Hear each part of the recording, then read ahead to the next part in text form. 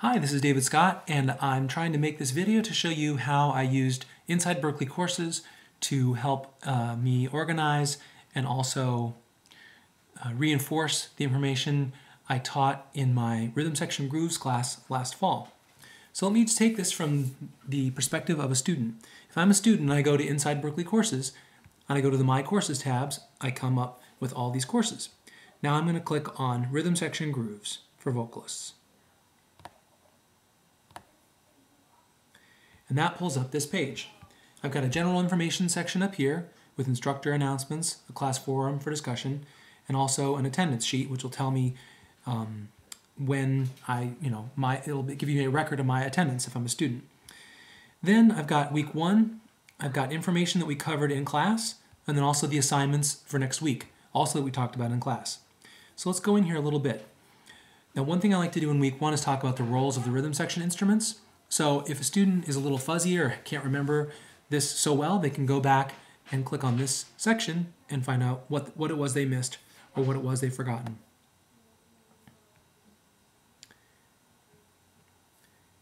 And here's a short explanation of what the rhythm section instruments do. Most of this is adapted from Bob Stoloff's handout when he designed the course. Now if I go back, I can see that there's more information here about the pulse and subdivisions. How is a measure broken up into pieces? This is new information for a lot of kids, so having this handy here is helpful for them so they can go back and remember. So this is a description of how the measure is broken up into pieces, what the pulse is, and what the subdivision is, including stylistic examples of the different beat subdivision types. That's a question I get a lot from a lot of my students. All right. So those are some of the things we covered in week 1. Now here's the assignments for next week. Here's the files for the transposition assignment, and here's the transposition assignment. So first I'll click on the files for it to show you what that looks like. And here's a bunch of different files that the students are going to need to complete this assignment. So these are all going to open up in Preview, in addition to a handout, How to Transpose. So we've talked about transposing in class, but if you forgot, you can go in here and check out this handout. And it's a 2-pager.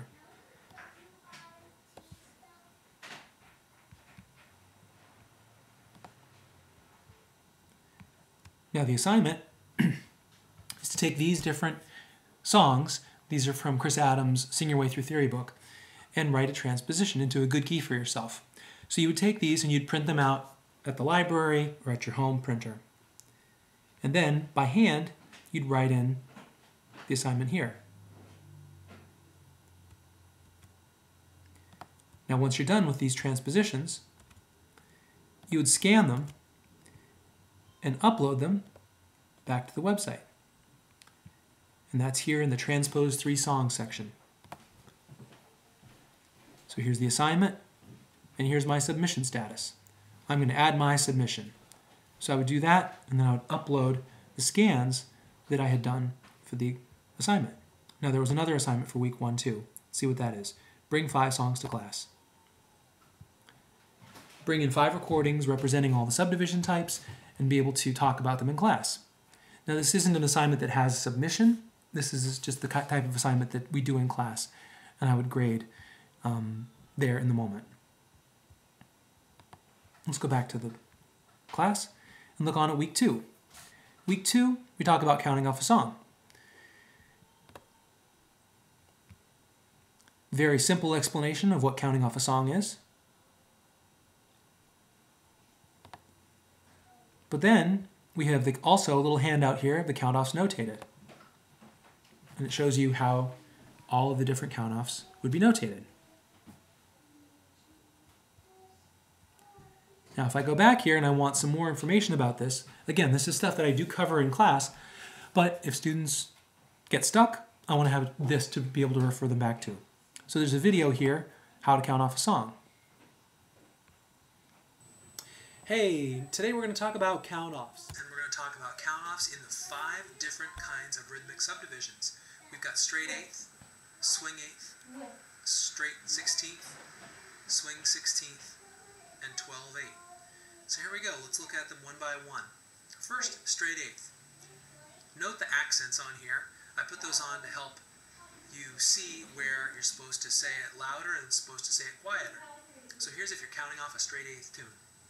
A 1, a 2, a 1 and 2 and 3, 4. That could be a faster tempo. A 1, a 2, a 1. And so on. You get the idea. So this is, again, all stuff we talked about in class. Now, identifying grooves by ear. How do you do that? So this is information from Bob Stoloff's handout. Rhythmic references, melodic references, harmonic references, added textures.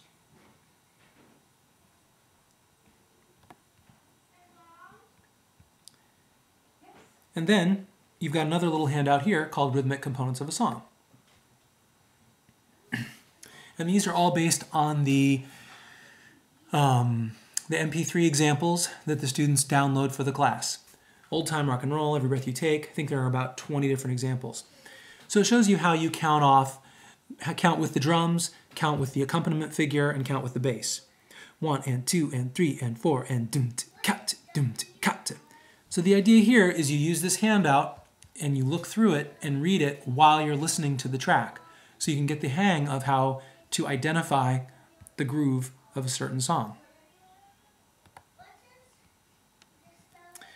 Now, the assignments for next week, on week 2, include Steve Santoro's Conducting Etude, which I think is a really nice exercise. They're going to be doing it live in class, but there are a couple of handouts to help them figure it out. One is just the PDF. So this is the etude itself.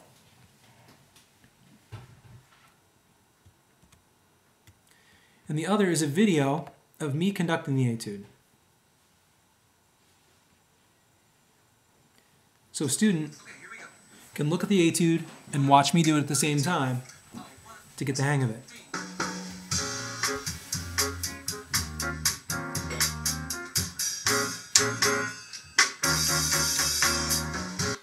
And so on.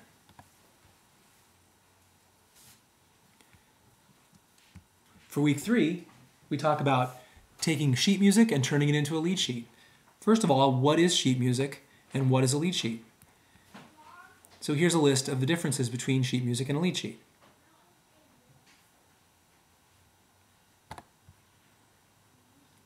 Now, there's a video here, which is quite long. We're not going to look at it right now.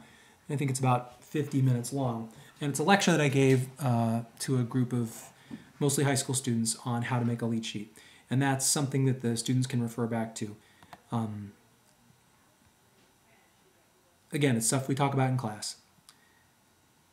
Now, the next little part of this, how to turn sheet music into a lead sheet. And this, I think, I borrowed from Paul Pampanella and adapted. 1 through 10 steps. And then to walk you through those 10 steps, there's another video.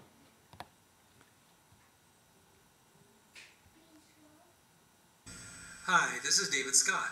Today we're going to learn how to take a piece of sheet music and turn it into a lead sheet. Now, sheet music looks a little something like this. So that goes through all 10 steps. And then for your assignment for next week, a straight 8th song. You're going to bring it in, you're going to perform it in class, and here's a description of what you're supposed to do, just in case you forget from when we talked about it in class. All right, in week 4, we talk about the different types of lead sheet, common lead sheet types, 1 staff with the melody, 1 staff without the melody, and 2 staves. Quick little summary of all those different types. And then here's a handout showing what some of those look like. There's a 1 staff lead sheet with chords, melody, and lyrics. Things you can do with that. A 1 staff lead sheet with chord slashes only. And a 2 staff lead sheet with chord slashes. And talks about the advantages and disadvantages of each. Then again, we have our assignment for next week with the details so you don't forget.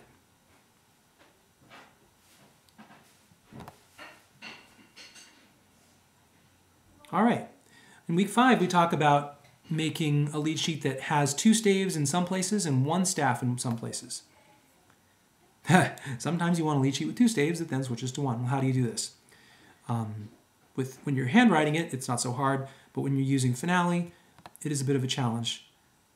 So I made another video that shows that. All right, hello, this is David Scott, and I'm going to try to show you how to make a certain kind of lead sheet in Finale 2011.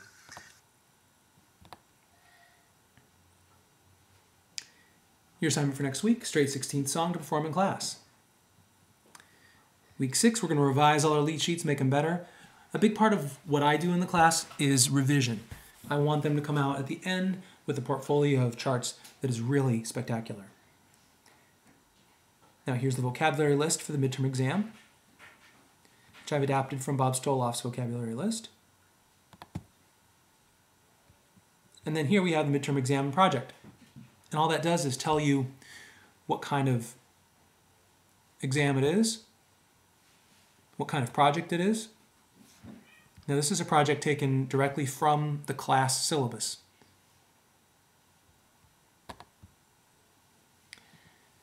And then also tells you what your assignment is for next week. And at that point, by the midterm, we've mostly gone through all the meat and potatoes of the course. We do a little bit on Finale here, start doing lead sheets using Finale after midterm, then some new songs, but also some revisions and resubmissions of the old songs. I try not to leave anybody behind.